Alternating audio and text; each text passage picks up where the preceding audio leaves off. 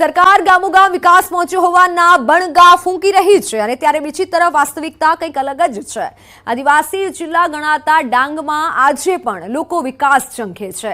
ડાંગ જિલ્લાના ગામડા તો દૂર પરંતુ જિલ્લાનું મુખ્ય મથક ગણાતા આહવાના નગરજનો આજે પણ પાયાની સુવિધાથી વંચિત છે। આહવા નગરમાં તો સમસ્યાની અનેક ભરમાર છે। નળ કનેક્શન છે પરંતુ તેમાં પાણી નથી આવતું। ગટરની સમસ્યા તો આંખે ઉડી અને વળગે તેમ છે। સાથે રસ્તા, સ્ટ્રીટ લાઇટ સહિતની પાયાની સુવિધાનો અભાવ હોવાની ગ્રામજનોની ફરિયાદ છે। ત્યારે તંત્રના પાપે નગરજનો તકલીફ વેઠી રહ્યા છે। આહવામાં પાણીની ખૂબ જ તકલીફ છે, ખૂબ જ મુશ્કેલી થાય છે। પાણી વાપરવાનું પાણી મળતું નથી, પીવાનું પાણી મળતું નથી। આહવાનો એક એવો તળાવ છે કે જે તળાવમાં કોઈ વ્યવસ્થા થતી નથી, પાણી ખૂટી ગયેલું છે અને અમારી ફરિયાદો થાય છે તે છતાં અમારા પર ધ્યાન આપવામાં આવતું નથી। ગટરો ખુલ્લી છે, રાતના સ્ટ્રીટ લાઇટોની વ્યવસ્થા નથી। મિશનપાડામાં પાણીની તકલીફ છે, પાણી આવતું નથી। નળમાં 1.5 મહિનો થઈ ગયો, હજુ સુધી પાણી આવ્યું નથી અને આ એટલી બધી તકલીફ છે કે પીવાનું પાણી અમને વેચાતું લઈને પીવું પડે છે। આ પાણીની સમસ્યા અમે અત્યારે હમણાં ગયેલા આવેદનપત્ર આ પાણી પુરવઠામાં એ લોકોએ વાયદો કર્યો કે અમે ટાંકી મૂકીશું, હજુ સુધી ટાંકી મુકાઈ નથી। હજુ અહીંથી સમસ્યા પૂરી નથી થઈ। સુજલામ સુફલામ યોજના હેઠળ અહીં આવેલા તળાવમાંથી જળકુંભી કાઢવાની યોજના શરૂ કરાઈ હતી, છતાં આજે પણ સ્થિતિ તેમની તેમ જ છે। આ સાથે ઊંડા તળાવ કરવા, માટી કાઢવા માટે પણ ગ્રાન્ટ અપાઈ છે, છતાં તંત્રની ઉદાસીનતાના લીધે આજે આહવાના જીવાદોરી સમાન એકમાત્ર તળાવની અત્યંત દયનીય હાલત થવા પામી છે। ત્યારે આ વિવિધ સમસ્યાને લઈને આહવાનગરના આગેવાનોએ સરપંચ તેમજ જિલ્લા તાલુકા પંચાયતના સભ્યોને લેખિતમાં અરજી કરી છે।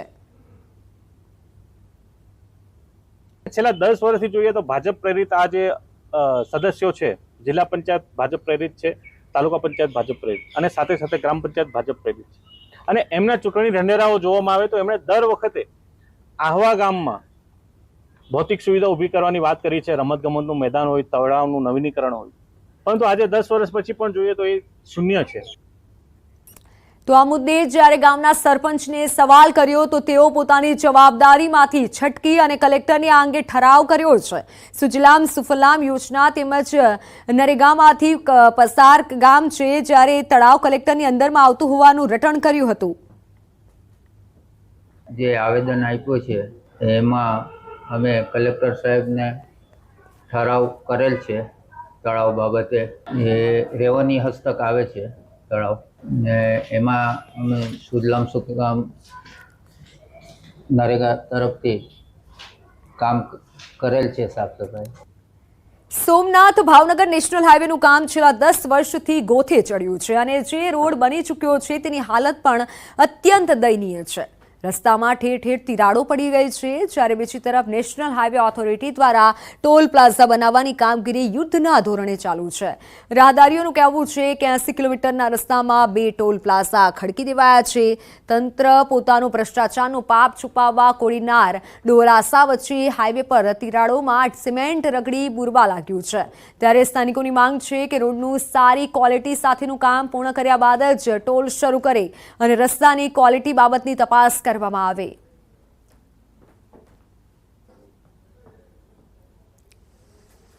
સોમનાથથી ભાવનગરનો હાઈવે છે જે છેલ્લા 8 વર્ષથી બની રહ્યો છે પણ હજુ સુધી બન્યો નથી।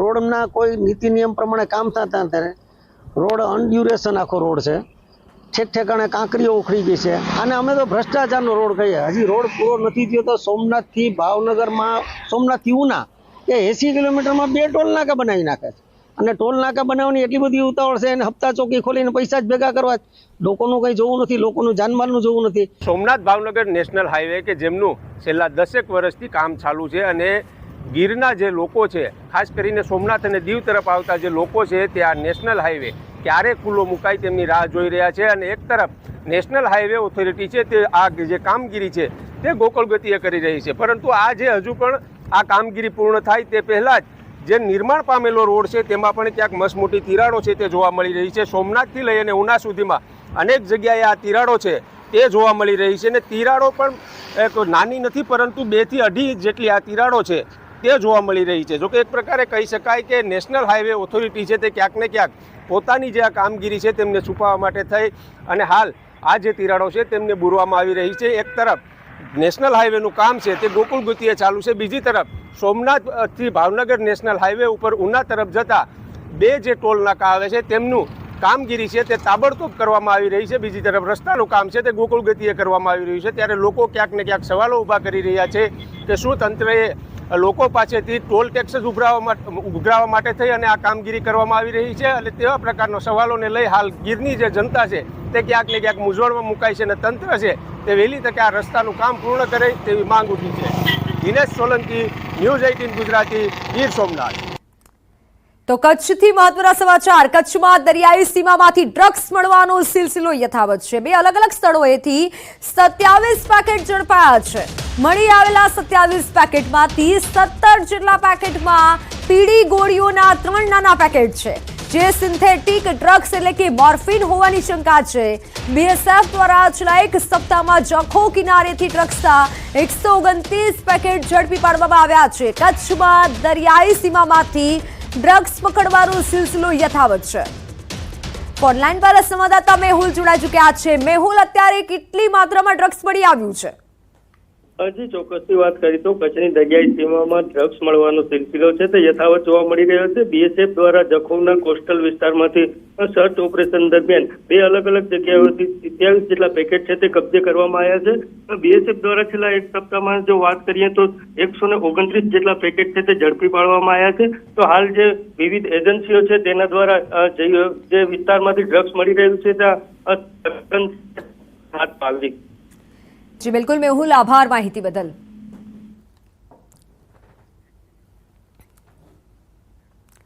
યાત્રાધામ પાવાગઢમાં વસવાટ કરતા તેમજ શ્રીફળ પ્રસાદ ચૂંદડીનો વ્યવસાય કરી રોજગારી મેળવતા પરિવારો છેલ્લા 1 માસથી પીવા અને ઘર વપરાશના પાણીની સમસ્યાનો સામનો કરી રહ્યા છે. ડુંગર ઉપર આપવામાં આવતા પાણીની પાઇપલાઇન ફાટી ગઈ હોવાથી આ સ્થિતિનું નિર્માણ થયું છે. ચોમાસું ખેંચાતા હાલ ડુંગર ઉપર આવેલા બંને તળાવો સુકાઈ ગયા છે. સાથે કૂવાના પાણી દૂષિત થયા છે. તેમ છતાં રહીશો દૂષિત પાણી ઉપયોગમાં લેવા મજબૂર બન્યા છે. સમગ્ર બાબતે જિલ્લા કલેક્ટરે પાણીની સમસ્યા દૂર કરવા સંકલન જવાબદારોને જરૂરી સૂચના આપી હોવાનું જણાવ્યું છે. મહિનાથી પાણી નહીં આવતું સાહેબ, અને અમે વેચાતું પાણી ભરાઈએ છીએ. 60 રૂપિયા એક કારબાના લે છે.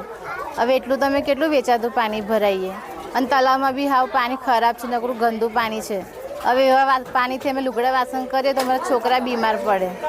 કૂવામાં બી પાણી નહીં રહ્યું. હવે કડિયા પતરાજામાં ખાઈએ છીએ સાહેબ. અમે કૂવાનું પાણી મંગાવીએ 70 રૂપિયા ડબલ આલતા, મજૂરા પાણી નથી ભરતા. નીચેથી કારવા મંગાવ્યા તો ₹200 રૂપિયાના 2 કારવા આવે. હવે એવું કઈથી અમે પૈસા ખર્ચીએ? હવે નાનો અમારો ધંધો, નાના ધંધામાં પાણીની વ્યવસ્થા કરીએ, જમવાની વ્યવસ્થા કરીએ. પાણી ગંદુ છે, તળાવમાં પાણી સારું છે નહીં. કપડાં ધોઈએ તો બી ખુજલી થઈ જાય એવી તકલીફ છે. ગાડી પાણીની કોઈ વ્યવસ્થા નથી. અને પાણી પૂછવા જઈએ તો પાઇપ ફાટી ગઈ છે. પાણી કઈથી ઉપર આવે એવું કહે છે. કોઈ જવાબ સાચો હાલતા નથી અમને. એટલે અમારે જાત્રાળુને કેમના પાણી પીવડાવવાની કહો છો? હવે માગે તો શું કરવાનું અમારે કહો? અમારે જ આટલા કોરા હોય તો અમે કેમના જાત્રાળુને પીવડાવીએ? એટલે અમારે પાણીની સગવડ જોવી. પાવાગઢ ડુંગર ઉપર પીવાના પાણીની સમસ્યાની બાબતમાં રજૂઆત મને મળી છે. આ સંદર્ભે પાણી પુરવઠા GWSSB જે પાણીની સપ્લાય કરે છે અને સાથે સાથે ગ્રામ પંચાયત જે પાણી વિતરણની કામગીરી ત્યાં સંભાળે છે એ બંનેને અહીંયાથી સૂચના આપવામાં આવી છે. આ પ્રશ્ન ઉપર આપણો પૂરતું ફોકસ રહેશે અને આ સમસ્યાનું નિરાકરણ માટે તંત્ર કામ કરશે. જામનગરમાં જર્જરિત 1404 આવાસોનું ડિમોલિશન શરૂ કરાયું. વર્ષ 2002માં થયેલા અંધશ્રમ અટક પાસે આવેલા આવાસ ઘણા સમયથી જર્જરિત હતા. અનેક વખત નોટિસો આપ્યા બાદ પણ અંતે કાર્યવાહી કરવામાં આવી છે. બ્લોક નંબર 71 અને 72ના 24 મકાન તોડી પાડવામાં આવ્યા. ડિમોલિશનની કાર્યવાહી કરતા પહેલા આવાસના રહેવાસીઓએ હોબાળો મચાવ્યો હતો. મહાનગરપાલિકાની એસ્ટેટ શાખા દ્વારા કાર્યવાહી શરૂ કરાઈ છે. સરસથી રહી છે. અમારી એક જ માંગણી છે કોર્પોરેશનને કે ભાઈ તમે અમને લેખિતમાં આપો કે તમે અમને અહીંયા રીડેવલપમેન્ટમાં બનાવી દેવાના છો. એટલે અમે તમને કાલ ખાલી કરીને સોંપી દઈ. ત્યાં લગીને તમે લેખિતમાં ના આપો ત્યાં લગીને અમે કોર્પોરેશન ઉપર ભરોસો કેમ કરી? આજરોજ જામનગર મહાનગરપાલિકા આસ્થાથી જે 1404 આવાસ યોજના છે જે 20 વર્ષ જૂની છે અને એને ગત વર્ષે ધ જીપીએમસી એક્ટની કલમ 210 હેઠળ જજદરી જાહેર કરવામાં આવેલ છે. તે પૈકીના જે 71 અને 72 નંબરના 2 બ્લોક જે છે એ ગઈકાલે રહેવાસીઓએ જે મુદત માગી તે પ્રમાણે એમનો સરસામાન ખાલી કરી આપવામાં આવેલ છે. તો રાજકોટમાં ટીઆરપી ગેમ અગ્નિકાંડમાં એસઆઈટીએ આજે રિપોર્ટ સરકારને એસઆઈટી સુપરત કર્યો છે અને જેમાં 4 વિભાગની બેદરકારી સામે આવી છે. આ રિપોર્ટ આજે સબમિટ થયા બાદ હવે જવાબદાર અધિકારીઓ સામે શિક્ષાત્મક પગલાં લેવામાં આવે તેવી શક્યતા છે. ઉચ્ચ અધિકારીઓના રોલ અંગે પણ હજુ તપાસ ચાલુ છે. જે અધિકારીઓના ગેમ ઝોનના ફોટોગ્રાફ સામે આવ્યા હતા તે લોકોની પણ સઘન પૂછપરછ કરાઈ છે. ઉપરાંત અન્ય આઈએએસ આઈપીએસ અધિકારીઓની પૂછપરછ કરવામાં આવશે અને ગેમ ઝોનમાં 20 લીટરથી વધુ પેટ્રોલ ન હોવાની પણ વાત કરાઈ છે.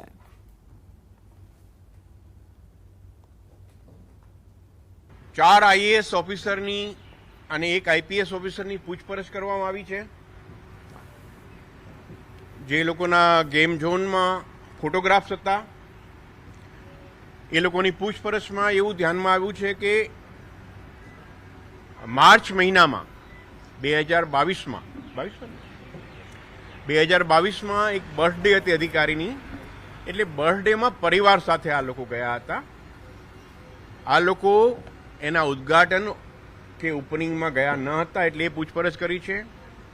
અન્ય આઈએએસ આઈપીએસ ઓફિસરોની પણ તપાસ, ઇન્ટ્રોગેશન, પૂછપરછ કરવામાં આવશે.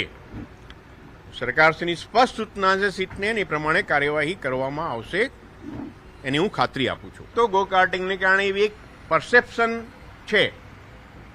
આટલી બધી કલમો લગાવી હોય મિત્રો, 27 નાગરિકોના જ્યાં મૃત્યુ થયા છે, કે તમને લાગે છે કે પેટ્રોલિયમ એક્ટ જેવું કે એક્સપ્લોઝિવ સબસ્ટન્સ એક્ટ જેવી કલમ લગાવવા પોલીસને મળતી હોય તો ના લગાડે? મિત્રો ત્યાં આગળ જે હતું એ સફાઈનું સાહેબ આપે કહ્યું હતું અને ફોરેન્સિકમાં એ જે પ્રવાહી મળ્યું છે એની તપાસ કરી છે. 20 લીટરનો કેરબો એ લોકો લાવતા હતા ગો કાર્ટિંગની કારોમાં ભરવા માટે. એના પુરાવા પેટ્રોલ પંપ પરથી મળ્યા છે, કામ કરનારા માણસો પાસેથી મળ્યા છે અને તમામ પ્રકારે અલગ અલગ પેટ્રોલ પંપમાં તપાસ કરીને કાર્યવાહી કરેલી છે. એટલે આપણે સ્પષ્ટ રૂલ આઉટ કરી શક્યા કે 20 લીટરથી વધુ પેટ્રોલ નહોતું. પેટ્રોલિયમ એક્ટ મુજબ 30 લીટરથી વધુ જથ્થો તમારે સંગ્રહિત કરવો હોય તો એના માટે પરમિટ અને લાયસન્સ જોઈએ.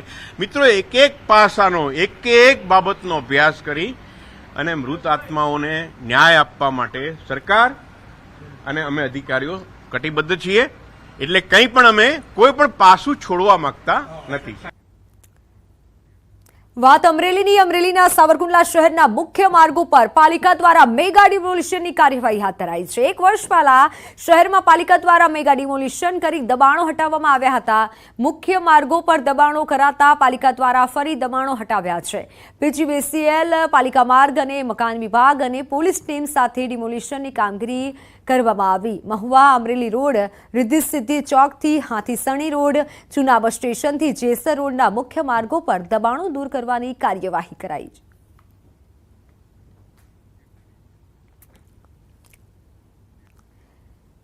સુરત જિલ્લાની તરસાડી નગરપાલિકા ફરી વિવાદમાં આવી છે. આ વખતે તરસાડી નગરપાલિકાના સફાઈ કામદારો કાયમી કરવાની માંગ સાથે પાલિકા બહાર ધરણા પર બેઠા છે. તરસાડી પાલિકાના ચીફ ઓફિસર બહાર આવતા હાય હાયના નારા લગાવી મહિલાઓએ બંગડી ફેંકી હતી. આંદોલન ઉગ્ર બનવાના કારણે પોલીસ કાફલો પણ ખડકી દેવાયો હતો. આશરે 100 જેટલા સફાઈ કામદારો કાયમી કરવાની માંગ સાથે 1 સપ્તાહથી પાલિકા બહાર ધરણા કરી રહ્યા છે.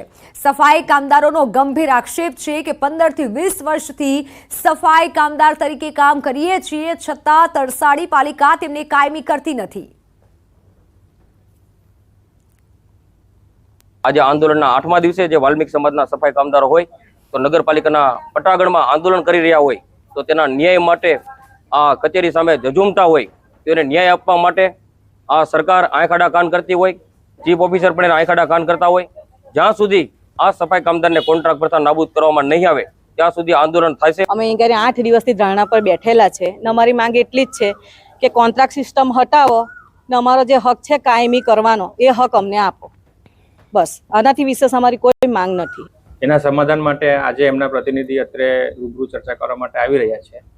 ચર્ચાને અંતે જે વાટાઘાટો થશે એના બાદ એનો જે નિર્ણય હશે એ પ્રમાણે જો કોઈ સુમેળભર્યું પરિણામ આવશે તો એ રીતના અમે ફરીથી રાબેતા મુજબ કામગીરી ચાલુ થશે, અને જો બીજો કોઈ સુમેળભર્યું નિરાકરણ ના આવે તો નગરપાલિકા વૈકલ્પિક વ્યવસ્થા કરીને જે નગરમાં જે સફાઈની અને ડોર ટુ ડોર કલેક્શન, કચરા કલેક્શનની જે વ્યવસ્થા છે એ ઊભી કરશે. દ્વારકાધીશ જગત મંદિરમાં આજરોજ ભગવાન દ્વારકાધીશને જ્યેષ્ઠાભિષેક કરવામાં આવ્યું. જગત મંદિરમાં દર વર્ષે જેઠ માસમાં જ્યેષ્ઠા નક્ષત્રમાં શ્રીજીની મંગળા આરતી બાદ જ્યેષ્ઠાભિષેક કરાય છે. શ્રીજીનું ઋતુ અનુસાર અમૃત એટલે કે આંબા તેમજ દ્વારકાના ઘોરકુંડના પવિત્ર જળથી જળાભિષેક કરાયું. શ્રીજીને વર્ષમાં માત્ર 2 વખત ખુલ્લા પડદે સ્નાન કરાય છે, જેનું વિશેષ મહત્વ રહેલું છે. મંદિરના પૂજારીના જણાવ્યા પ્રમાણે વર્ષમાં જન્માષ્ટમી અને જ્યેષ્ઠ પૂર્ણિમા એમ માત્ર 2 જ વખત ઠાકોરજીને ખુલ્લા પડદે અભિષેક એટલે કે સ્નાન કરવામાં આવે છે, અને જેમાંનો એક જ્યેષ્ઠાભિષેક ઉત્સવ છે. જ્યેષ્ઠા નક્ષત્ર આવે છે ત્યારે ભગવાન દ્વારકાધીશજીને મંદિરની અંદર ઠાકોરજીને જ્યેષ્ઠા અભિષેક કરવામાં આવે છે. આ માટે આગલે દિવસે સંપૂર્ણ પૂજારી પરિવાર એકત્ર થઈ અને અહીંયા આશાપુરા મંદિર, ભદ્રકાલી મંદિરમાં આવેલા જલકુંડમાંથી જલ ચાંદીના વાસણોમાં ભરી મંદિરમાં પધરાવે છે. આવતીકાલે અમદાવાદમાં ભગવાન જગન્નાથજીની જળયાત્રા નીકળશે, જેને લઈને તડામાર તૈયારીઓ ચાલી રહી છે. જગન્નાથજીને ગાડામાં બેસાડી વાજતે ગાજતે સાબરમતીના સોમનાથ ભૂદરના આરે લઈ જવાશે. રથયાત્રા જેટલું જ જળયાત્રાનું મહત્વ છે. આવતીકાલે ભગવાન જગન્નાથની જળયાત્રા છે. અમદાવાદના જે જગન્નાથ મંદિર છે, નિજ મંદિરથી સાબરમતી ભૂદરના આરે ભગવાન જગન્નાથને લઈ જવામાં આવે છે. ત્યાં મંત્રોચ્ચાર વિધિ કરવામાં આવે છે, નદીનું જળ લેવામાં આવે છે અને વાજતે ગાજતે મંદિર આવે છે, અને ત્યારબાદ મંદિરમાં ભગવાન જગન્નાથ ઉપર જલાભિષેક છે તે કરવામાં આવે છે. અત્યારે જોઈ શકો છો કે આ તૈયારીઓ છે તે ચાલી રહી છે. જે બળદ છે કે જેમાં ભગવાન જગન્નાથને બેસાડી અને સાબરમતી ભૂદરના આરા ઉપર લઈ જવામાં આવશે. સાથે સાધુ સંતો, મહંતો, ભક્તો પણ આ શોભાયાત્રા છે તેમાં જોડાશે. એટલે કે ગજરાજો છે તે આગેવાની લેતા હોય છે. રથયાત્રા હોય છે કે જળયાત્રા હોય છે, તેની તૈયારીઓ છે તે અહીં કરવામાં આવી રહી છે. ગાડાને શણગાર છે તે કરવામાં આવી રહ્યો છે. એટલે કે આવતીકાલે જળયાત્રા યોજાશે તે પહેલાની તૈયારીઓ ચાલી રહી છે. વિભુ પટેલ, ન્યૂઝ 18 ગુજરાતી, અમદાવાદ. ભગવાન જગન્નાથજીની રથયાત્રાને હવે ગણતરીના દિવસો બાકી રહ્યા છે. આવતીકાલથી ભગવાન જગન્નાથજીની જળયાત્રા નીકળશે. વાજતે ગાજતે ભગવાન જગન્નાથ બહેન સુભદ્રા અને ભાઈ બલરામ સાથે મામાના ઘરે જશે. જળયાત્રાને લઈને ચુસ્ત પોલીસ બંદોબસ્ત ગોઠવવામાં આવશે. મંદિરથી ગજરાજ અને કળશ યાત્રા સાથે જળયાત્રા નીકળશે. પોલીસ દ્વારા મંદિર પર તો પોલીસ બંદોબસ્ત તૈનાત તો કરવામાં આવશે, જે ઉપરાંત મૂવિંગ બંદોબસ્ત પણ રાખવામાં આવશે. ડીસીપી, એસીપી, પીઆઈ સહિત 300થી વધારે પોલીસ કર્મચારીઓ આ બંદોબસ્તમાં જોડાશે. इसमें हमारा जो है स्टैटिक और मूविंग दोनों बंदोबस्त रहेगा. मतलब पॉइंट बंदोबस्त भी रहेगा और यात्रा के साथ जो है पुलिस उसमें मूविंग में भी रहेगी. अराउंड हमारा 300 के करीब पुलिस स्टाफ इसमें शामिल रहेगा. 21 જૂન એટલે કે વિશ્વ યોગ દિવસ. આ દિવસની ઉજવણી સમગ્ર વિશ્વમાં યોગ તરીકે કરવામાં આવે છે. વર્ષ 2015થી દર વર્ષે 21 જૂનના આંતરરાષ્ટ્રીય યોગ દિવસની ઉજવણી કરવામાં આવે છે. ત્યારે સરહદી જિલ્લો કચ્છ કળા અને કારીગરીનું હબ બન્યું છે. યોગ દિવસની ઉજવણીના ભાગરૂપે આ વર્ષે કચ્છના રોગાન કારીગર આશીષ કંસારાએ વિશ્વ યોગ દિવસનો લોગો છે. તેને 400 વર્ષ જૂની રોગાન કળા મારફતે કંડાર્યો છે. કચ્છના માધાપર ગામના રોગાન કારીગર આશીષ કંસારાએ વિશ્વ યોગ દિવસનો લોગો દર્શાવતી પ્રતિકૃતિ રોગાન કળા મારફતે તૈયાર કરી છે. આશીષભાઈએ રોગાન કળામાં અગાઉ ચંદ્રયાન 3, રામ દરબાર, ભારત માતા, રામ મંદિર જેવી હવે વિશ્વ યોગ દિવસના લોગોની એક કૃતિ બનાવી અને સૌ કોઈને આશ્ચર્યચકિત કરી દીધા છે. બનાવવામાં મને 20 થી 22 દિવસ લાગ્યા છે. અને રોગાન આર્ટની એક બે ખાસિયત છે કે રોગાન આર્ટના કલર ક્યારે પણ નીકળતા નથી. ઘણા જૂના થઈ જાય છે, 100-200 વર્ષ જૂના, પણ એના કલર એવા ને એવા રહે છે. અને બીજી એક ખાસિયત છે કે એના કલર બહુ જ આકર્ષક હોય છે, તો માણસોને બહુ જ ગમે છે.